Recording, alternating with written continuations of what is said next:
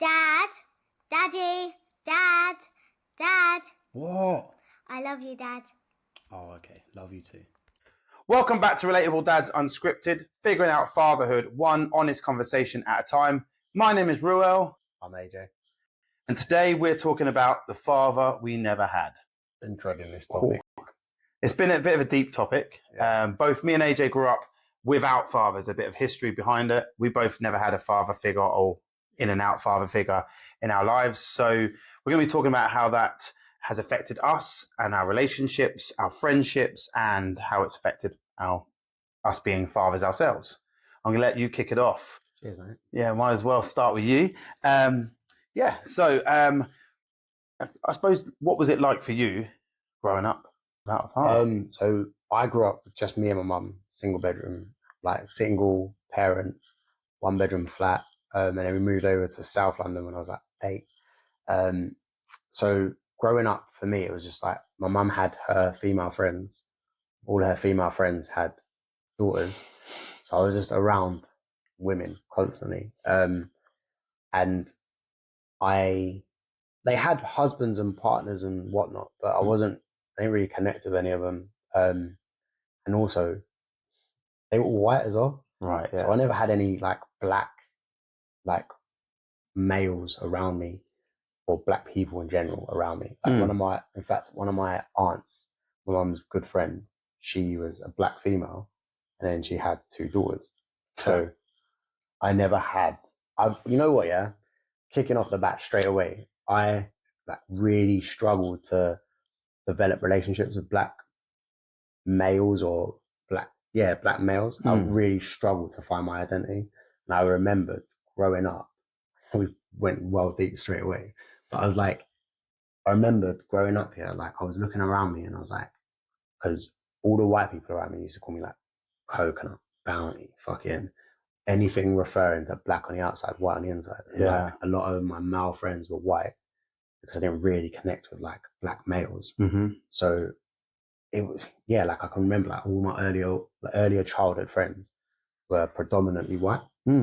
And it's not like I grew up in a really white area. I grew up in South London, bro. Do you know what I mean? Yeah. Like, so like I don't know, man. It was weird because I just didn't really connect with. And then even when I was like befriending black guys, like I just didn't really connect with them. Did you feel like you didn't have that connection with your own heritage? Yeah. Obviously, because your mum's black as well. So my mum's mixed race, but she was brought up by white people.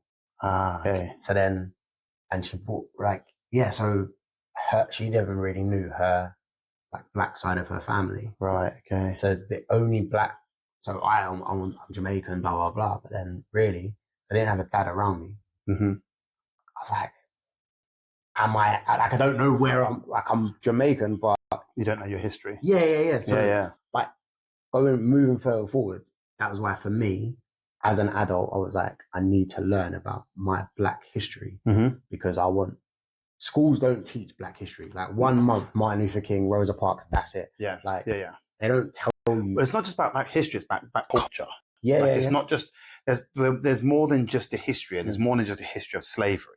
Like there's a lot of black history that goes beyond, we talk about black history back, like you say, straight away the thing about slavery, Rosa Parks, but there was black history before that, believe it or not. And that's the thing, or our culture, there's things that we do and the way we are and the way we move, the way we, all those things are, which you don't realize, which you only get within your culture. And that's what growing up without having that is difficult, because you lose your identity a little bit.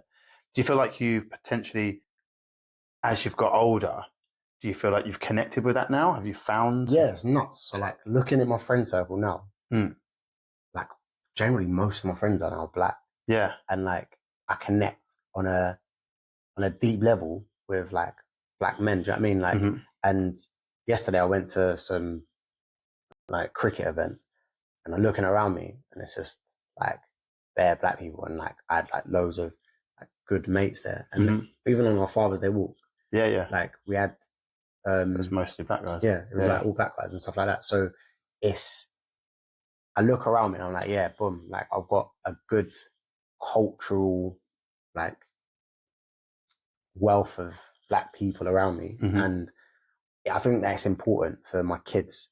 So I've got a thing of like, I take my kids to Carnival, like Mm-hmm. London Carnival. Everyone's like, oh my God, you're taking them to Carnival. There's so many people. But where I don't have a black family to be like, That is it. yeah, so like to connect with and stuff like that. So I'm like, I take them Carnival so they see black people in a good light, Mm-hmm. because the media is so quick to be like, the stabbings in London, it was a black guy. Mm. If a white guy stabs a white guy, there was a stabbing.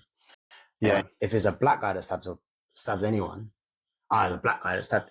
Yeah. And they always have to put the color and culture of that person. So I want my kids to be going Carnival, because every time I've gone Carnival with my kids, there's nothing but love and nothing but like vibes, and people just like, we go through and everyone, it's like the parting of the seas. When they see you've got kids with you, everyone's like, move out of the way, Yeah. kids coming through.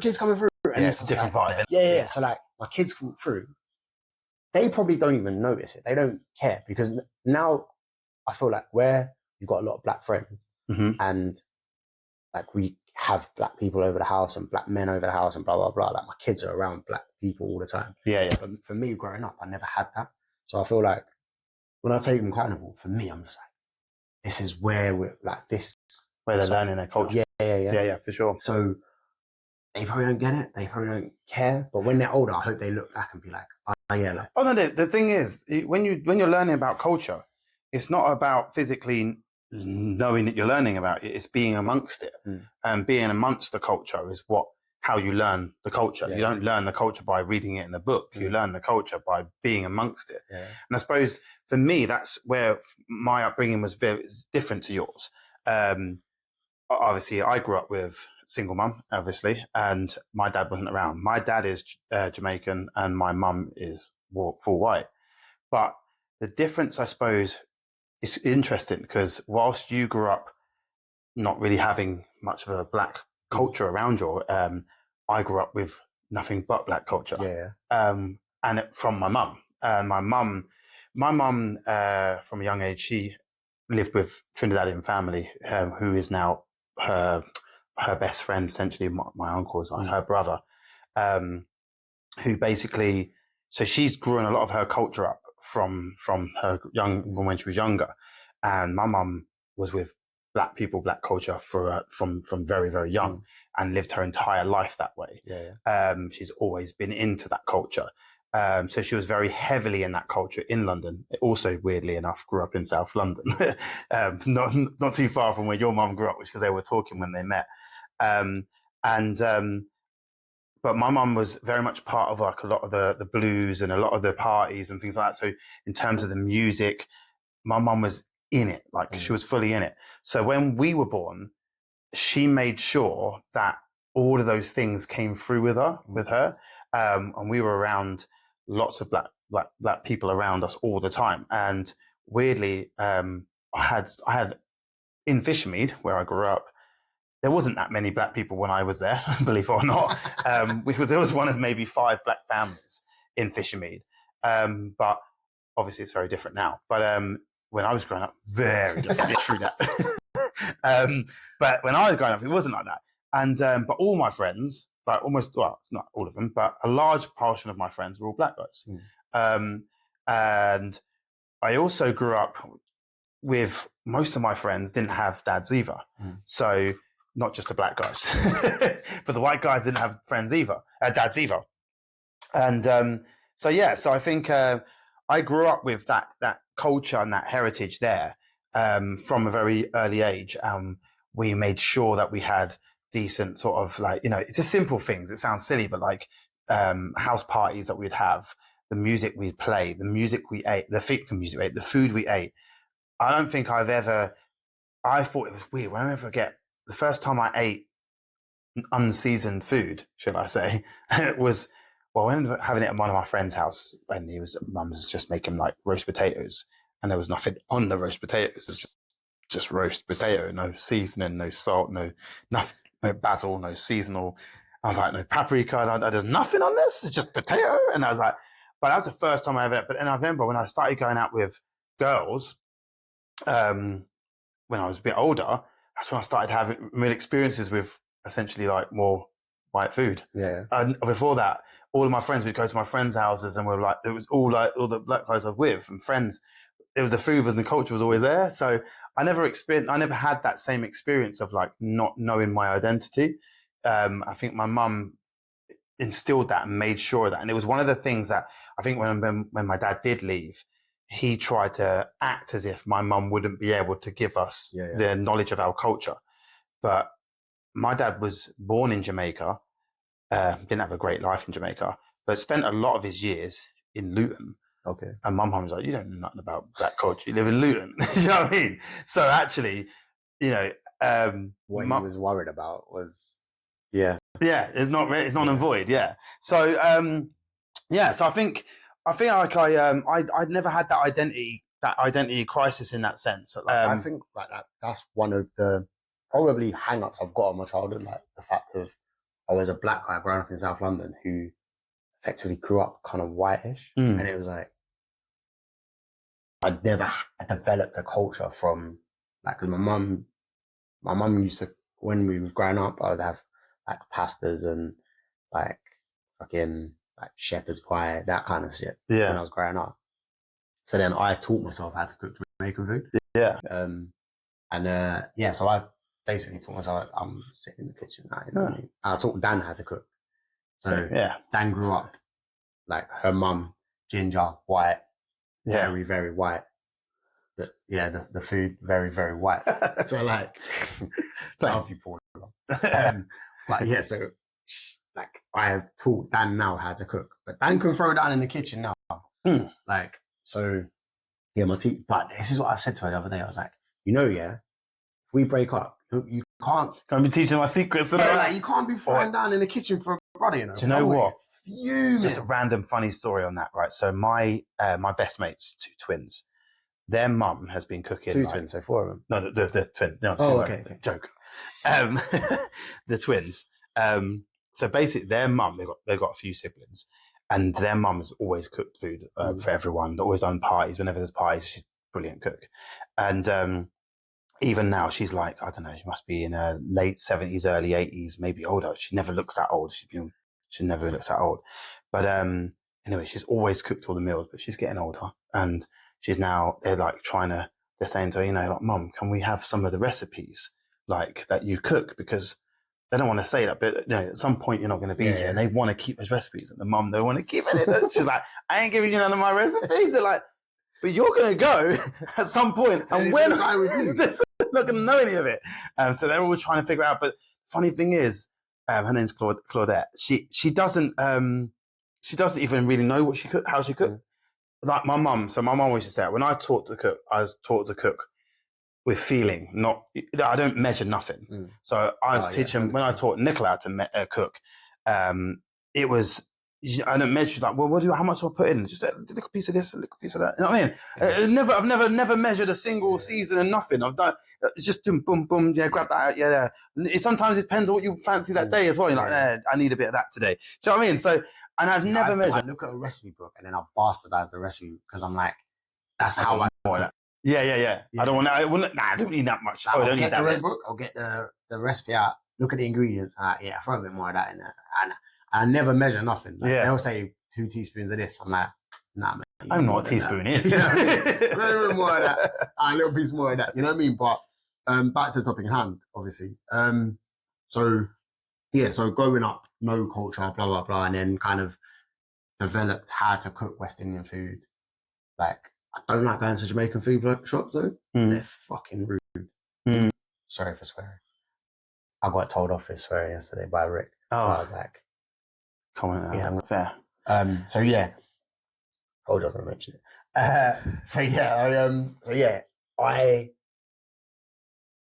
I'll go to Jamaican restaurants. They're just rude, innit? Like, they're just, what I want. Yeah, so I'm gonna have that. Yeah, I'm gonna have that, and I'm like, yo. Do you know what? It ain't really rude. It's just they're abrupt, and they're kind of like it's rude. It comes across rude. I think it's just, again, it's the culture, isn't it? It's like they're just yeah, I get what you're saying, because I've been. I'll tell you one. There's another story. But we went to a Jamaican restaurant. It was not a Jamaican restaurant, is it? But anyway, because I don't think there's any real Jamaican restaurants here anyway. To be honest with you, Whoa. maybe Annie's. I haven't been. Annie's in Bletchley. Okay, but she's like my Milton Keynes mum. Like I'll go there and she looks after me for food, but she loves the kids. Like the kids, as soon as we go near Bletchley, they're like, "Oh, can we go to Annie?" I'm like, "Yeah, go on then." That's good to know. I know. Sienna's a little rat because she goes in there. She's like, "I really want some dumplings," and he's like, "Okay, I'll do you some dumplings." So what kind of dumplings? Sweet dumplings? Yeah, she fried dumplings in it. So Sienna will be going in there and she's like, "Oh, can we get some dumplings?"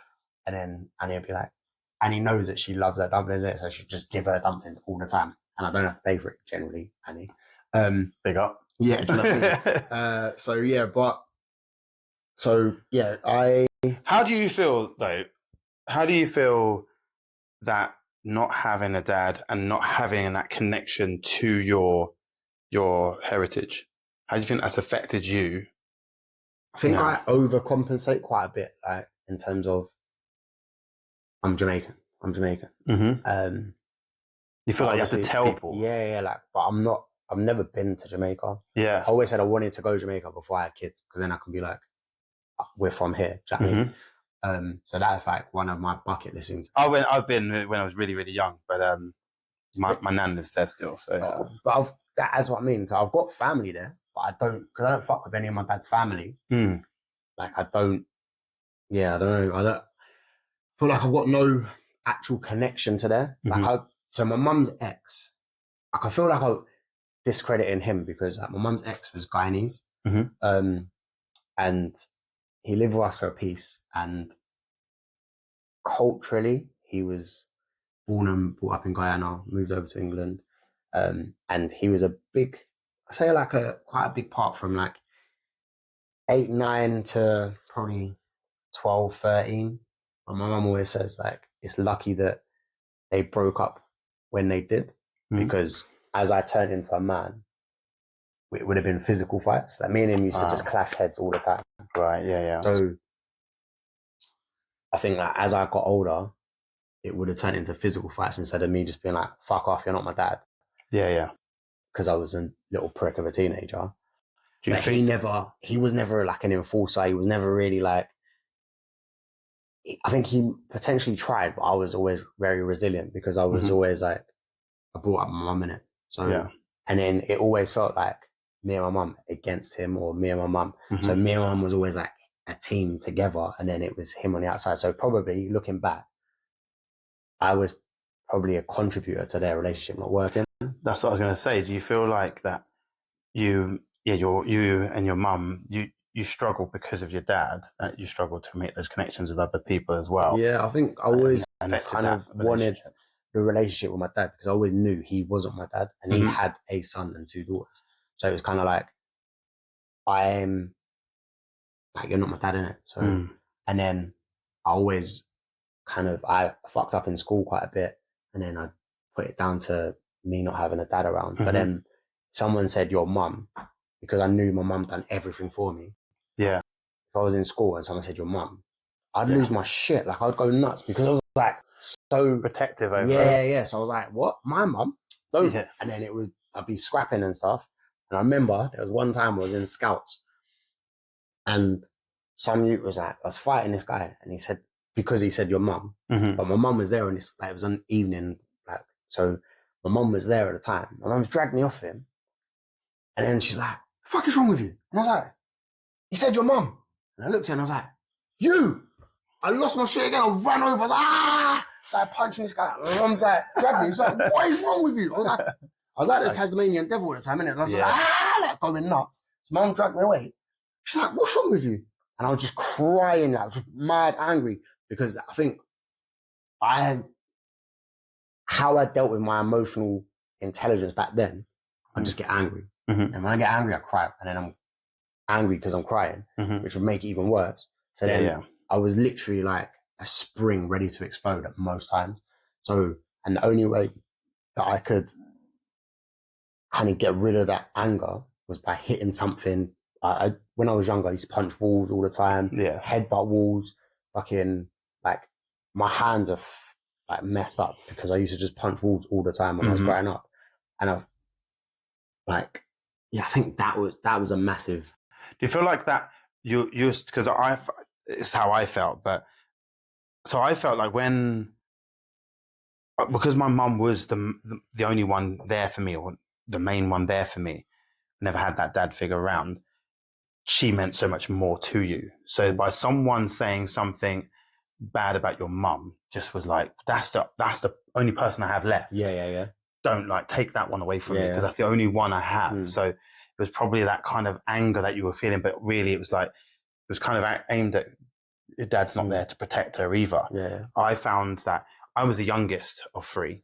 So you find that you become more protective over your mum because no one else is there to protect her. You know, obviously my other siblings, but there's no one else there to protect her. So therefore you become more protective over your mum. And I think that's a general thing, I think, potentially with kids that have grown up with just one parent.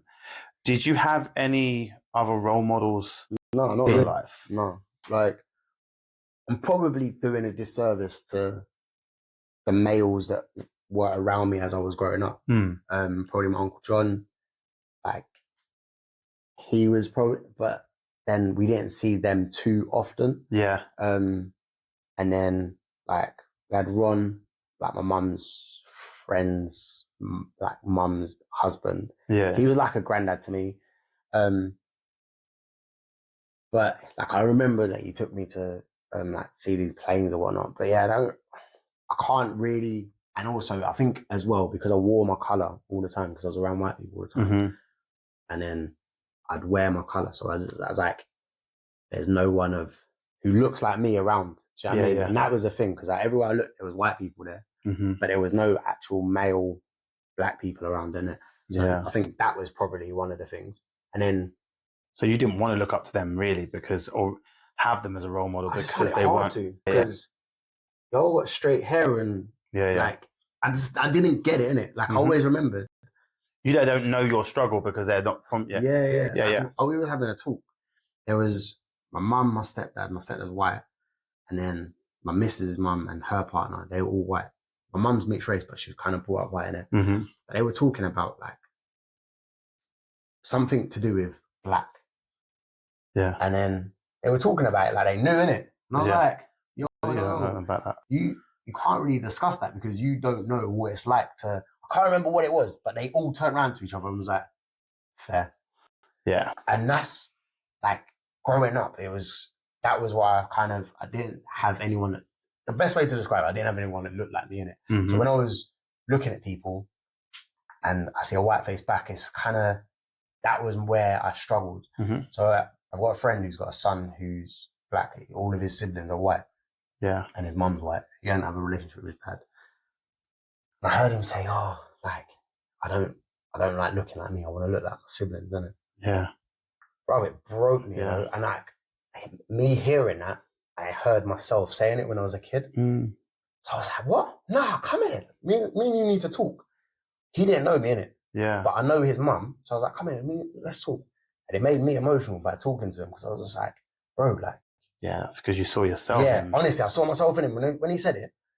I was like, no, don't say that. Like, but I've taken him to the barbers. Like, I've tried to bring him under, do you know what I mean? And I probably should do more with him, because I know how that felt. And I want him to look at me as if, like, I'm not anyone in it, but I want him to be like, there's a black man who's a positive person in my life. Well, it kind of comes back to the reason why we're doing a lot of this podcast in general, is to connect with people that feel that way. That's not the only reason why we're doing the pod, but if we can connect with a few kids that are feeling that same sort of way, or even a few dads that are out there who don't know how to connect, that's kind of one of the reasons why we're setting this podcast up.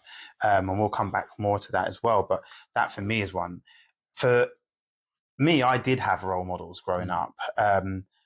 My uncle was a major role model in my life, but and helped me do a lot of different things. And I had an older brother, and I had so many friends around me. that even though I had a horrible sort of points with my dad was very violent and was a very abusive man. I dealt with a lot of that because I had those people around me. And so when I look back at my life, I don't look at my life and go, oh, my upbringing was terrible. If I told you all the things that happened in my life, you'll be like, Jesus, man, you went through a hell of a lot. And people say, but you say you had a good life. I had a brilliant life, mate. I fucking loved it. Do you know what I mean? Yeah. My upbringing was great. There were moments in there where my dad would do certain things and it made it very difficult or very hard. But ultimately, I had a great life. And I think that is largely down to those role models. So I can't even imagine how it would have felt to not have anyone. In fact, I had almost a slightly different looking back at me. And we joke about it on this pod, and you joke about it a lot in several of our other podcasts, being that I do have straight hair and I do look Asian. I look everything. There's not a single point. There's never been anyone that's ever said to me, are you half Jamaican? I've been called Spanish, Greek, Muslim, flipping every religion, every culture, just never Jamaican. I've never been told I was Jamaican. I was walking down the street one day, what guy walks up to me, yo, you're Paki, yeah? And I was like, no, bro, no, I'm half Jamaican. And then he was just like, oh, right. And then sort of didn't want to know me. It was really weird. I've had people come up to me, speaking to me in a different language because they just assume that I'm Indian or I'm Pakistani or whatever I might think I am. Never has any Jamaican come up to me and started talking patois. Do you know what I mean? So I struggled. So I struggled through life because a lot of... But no, you're right, bro. Yeah, I'm good. No, do you know it, right? The thing is, I've dealt with that my entire life of people always thinking that I'm something that I'm not. But I'm just ripping the piss out of you. You rip me, but I'm sorry, bro. No, it's cool. It's literally a joke that I have with my friends anyway. Oh, so carry on. Yeah, you can carry on. All right, good. Fuck me. I don't even know where I'm going to go with my level of banter now. No, honestly, with my main core friend group, there was no holds bar with us anyway. Right, the point I'm making is I kind of had to battle to try and prove my heritage. So that is similar then. So similarly to you, had to battle to try and find yours, and I actually grew up with very much a Caribbean background, but I had to almost prove. And I can honestly say this: I've probably had just as much racism from black people as I have from white people. Oh, really? So, and there's a thing, particularly growing up when I was younger. I remember, like I said, a lot of my friends were black. They all went to church, and I remember going to church, and we were all laughing, and we were all having these jokes at one point.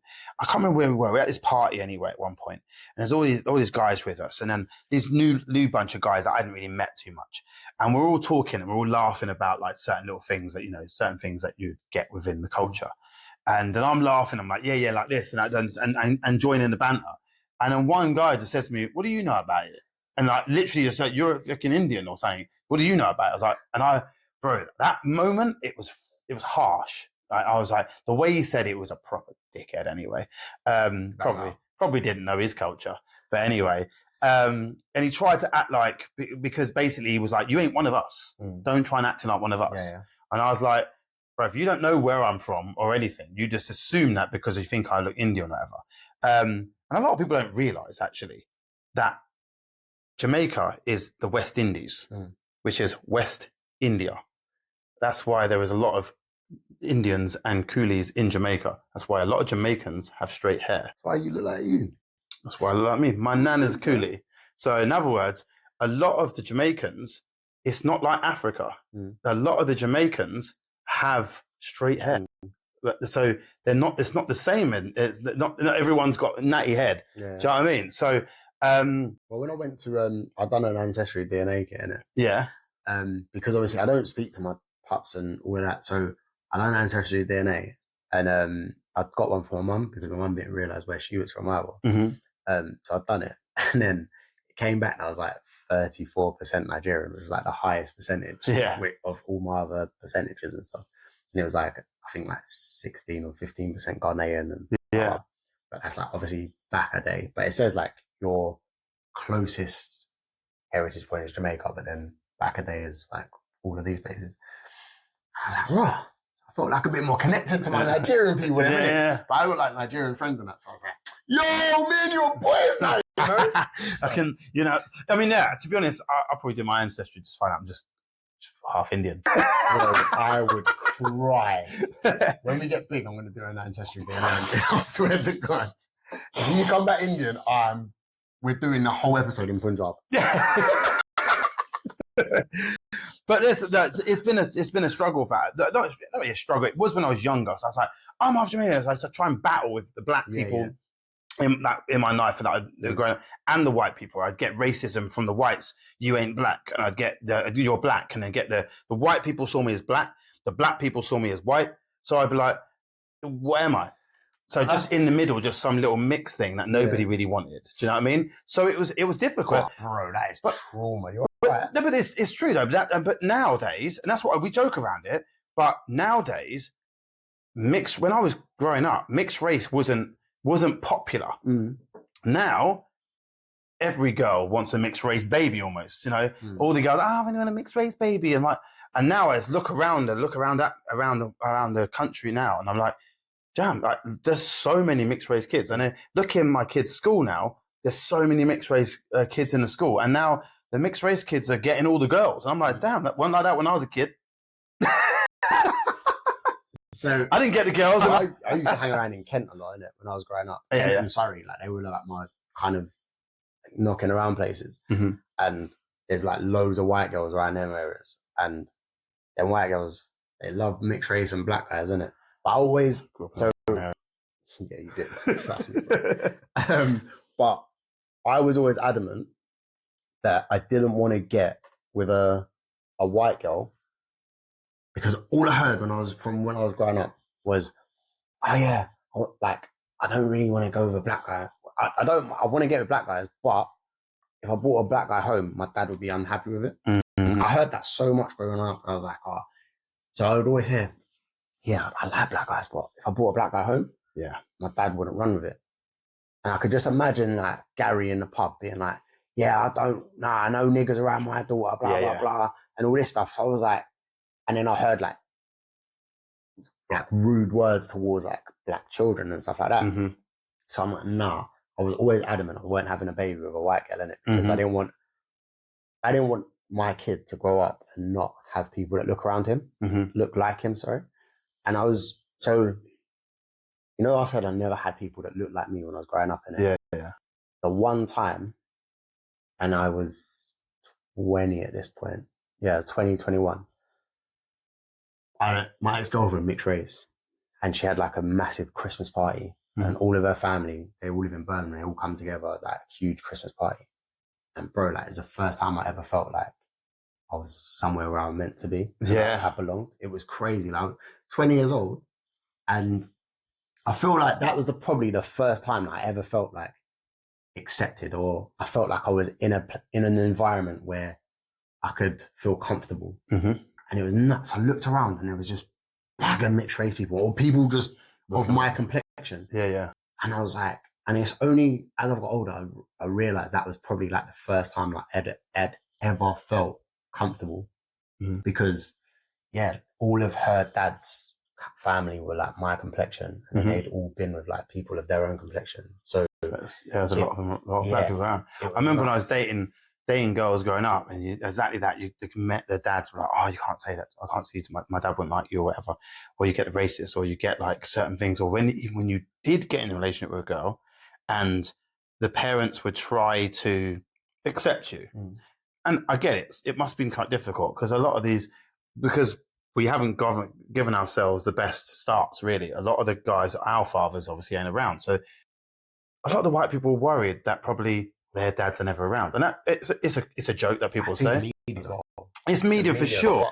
Black people, and I think also there was a lot of other struggles that black people were dealing with. So I think we've got a big thing of like our dads leave and our dads aren't around. But I also think there's probably a part of that is when we're going back when our dads were younger, their dads weren't around, but they were going through the time of like the heavy racism in the 70s and that sort of times when it was not slavery anymore, but racism was rife. Yeah. So being around and, so, I mean, I don't know. I don't think that's the reason why my dad left essentially, but being around being with a white girl and then having to deal with like the racism and things like that and trying to provide for that family when there's all that racism going on, I imagine was probably difficult. So I think a lot of that probably contributed to the reason as to why a lot of black dads weren't around, prior to our dads and our dads' dads.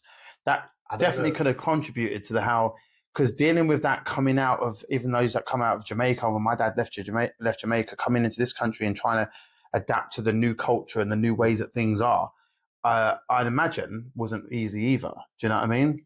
So no, I'm not even giving him excuses for that. No, do you know? Nah, you know what? I'm not giving it no damage. No, because there's dealing with whatever fuckery you've got going on. Yeah, shit, blah blah blah, and I'm not taking away from the negativity of what they had to deal with at that time. But bro, like, we've got 3 kids each. Like, the love that I have for my kids, I can never not try and fuck with being there all the time. No, I completely agree in that respect. I meant more for their dads. Okay. Do you know what I mean? Their dads coming in, like, we're talking like those, I don't know, 1940s types times or whatever. Do you know what I mean? Imagine how difficult it would have been. Yeah. So then our dads never had that role model either. Yeah, but then so it's kind of learned behavior. This is what we're doing. Yeah. So obviously they could have done that. They could have kicked that generation. They could have done that, but they chose not to, or they weren't able to. Whatever their reasons are, don't give them that credit. It's different. My dad just wasn't not around. My dad was extremely violent when he was around. So there's no real excuse for that. Again, he probably had a violent upbringing himself, but still no excuse for that. And kind of why I hate violent men and controlling men. There's a few controlling men that I know in my life, and certain people are around right now that we're dealing with who are controlling men. And I can't stand. I'm very protective of women.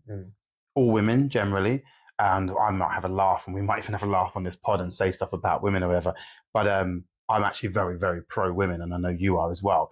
And growing up with just a mum has made me very pro women, but I'm very much a protector of all women, and I hate controlling men that either use emotional control or physical abuse. They're all the same thing, that honestly, any people that are like that, and I think that's probably from my dad. Yeah. I'm very much against those types of people. And I just think you get a lot of people out there. And I don't want to go into... That's probably where you've seen like the violence from your mum and dad. Do you think that's probably why you are like, you feel like you have got a bit of a hang up about that, which is why you're so protective over women now? Yeah, definitely. 100%. Like, definitely I saw some things. I didn't see probably as much as even my siblings saw, but I saw some horrible things that my dad done. Heard some horrible things my dad said. And then other men that I've seen that act with their girlfriends in that way. And I'm like, I just can't stand people that I think is weak. I think weak men try to control women. I'll tell you my whole view on this thing real briefly, but I think, and it happens a lot in religion, which is another reason why I have a massive hang up with religion and as well, because I think weak men use religion and other means to control women. Women want to be led by men naturally, but led in a way that they choose and go, this is a strong man. I'm going to follow this man because he means well. He's a strong man and he's a good man. But if you're not a strong man and a good man, what you do is you use fear and control to make sure that woman follows you because she has no other choice. I don't want a missus to be following me because she has to. I want a missus to follow me because she wants to. She sees that I'm strong and that I'm a leader in that. And I think weak men use religion and use different things to try and help people control. And that's why I have this big hang up against men like that, because they use those things to control women. And I hate that. And that's definitely because I've seen how my dad used to control my mum, and I've seen that, and I find it really difficult to experience that. So, and that's definitely probably, like you say, a hang up of that, you know. Have you, like, I'm just going kind of off piece, but have you ever had like therapy or anything like that? No. I'm not. This is my therapy right now. No, I've never. I thought about couples therapy when I was in a relationship, but no. Do you know what? Right, I feel like I've experienced a lot of different stuff, and I feel like I've learned to deal with it. I don't feel angry or upset, or I don't feel depressed or anything like that. I feel I'm happy all the time. Yeah. I'm always, I'm pretty hyper all the time. They do say, I'm not saying this isn't you, but generally the people who are more times happy, there's generally like they're not always happy. I'm not saying this is it. I'm not saying I do get. We're going to be covering mental health and mental health, and we'll talk about that because I've got there's a few things on that. But yeah, no, I've not really ever gone to therapy, and I don't feel like I necessarily need therapy. I don't feel like I've had I feel like I've had a decent life. Yeah. I just think there's certain things that I have little hang-ups about, I suppose. But I don't really feel like I need it. But I'm talking on here. To be honest, talking on this is quite good. I've never really spoke about it. Do you know what I mean? Like, so maybe at some point I might bring up other feelings.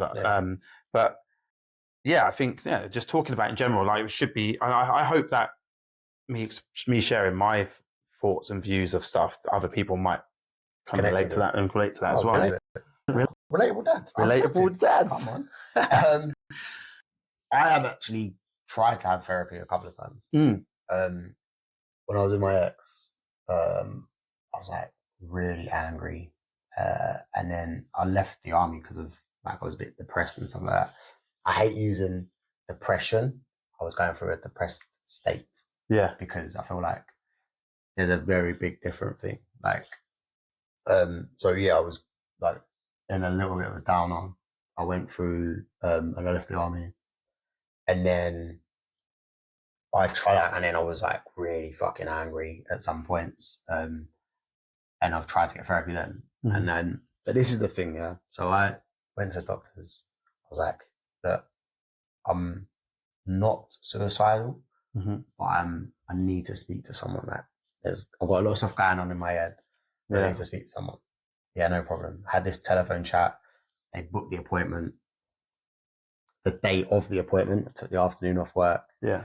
They cancelled it. Oh. So, but like, doctors. Like, for me, it's hard to talk about it. It's hard to it's hard to allow yourself to feel vulnerable to say, look, I need therapy. Yeah, and then they cancel it. So you're like, you've geared yourself up. Yeah, I was like, I'm ready for this. And then they cancel it. So I was like, nah, done that. And I think I'll try it again. And then again, something similar happened. And then I spoke to one of my friends. She was like, look, like because I feel like culturally I had problems and blah, blah, blah. So I spoke to one of my friends. I was like, look, I want to get therapy. And she's a therapist. Obviously, I wouldn't work with her. She put me in touch with this person. Sent this long message explaining what I was looking for, why I was looking to do it, blah, blah, blah. I was like, because I feel like culture, like is the whole black thing, blah, blah, blah, and like trying to find some form of identity within myself. Message. It opened it, read it, didn't even reply. And I was just like, I've allowed myself to feel fucking vulnerable on several occasions. Yeah, and then, so I'm just been like, no, I ain't doing it now. Do you know what I mean? But I feel like of recent times, recent years, a lot, especially the last couple of years, that Daily Stoics book, me reading that is like changed my mindset on a lot of things, but also having my kids, and we'll talk about this in another episode about mental health and stuff, but when I had Ro, I was looking at my life insurance, like, do they pay out if I commit suicide? So Dan would be financially set if I was to pop myself. Yeah, that's what I was going through at the time of when Ro came along. And I will touch it on that one, but like I was in a bad state of affairs, and like I was locking myself in my room and I was like working and stuff. Dan kind of knows a little bit about it, but like she doesn't know how close I was actually coming to doing it. And this is only Rose 3, so this is only in the last like 3 years. Do you feel like you're getting past that now? Do you feel like you're stronger now? Sometimes I go through waves of it, where I'm like, what am I fucking doing here? But then very quickly I can come out of it like by looking at my kids, and I'm like, and also I feel like I know I'm on the verge of doing something good for others, for myself. So yeah, like got this, bro. But anyway, all right, guys. So we've come to the end of the episode, and we decided to split it into 2 parts. So this one is obviously on your Sunday, and then we're going to release the second part on Wednesday. So stay tuned. I hope you've enjoyed it so far. It's been an emotional one for me. It's definitely been an emotional one for me. Yeah, it's been an emotional journey, and this whole episode has been an emotional journey, and we've relived some parts. And so yeah, we've opened up to you guys. So we hope that you've enjoyed us opening up. A bit weird, but we're hoping you've enjoyed it, and come back for part 2 of this episode on Wednesday. Yes. So stay tuned and hopefully enjoy. Peace. Dad, are you finished yet? Dad. Yeah, man, we finished this episode now. Come on, let's go out, kids.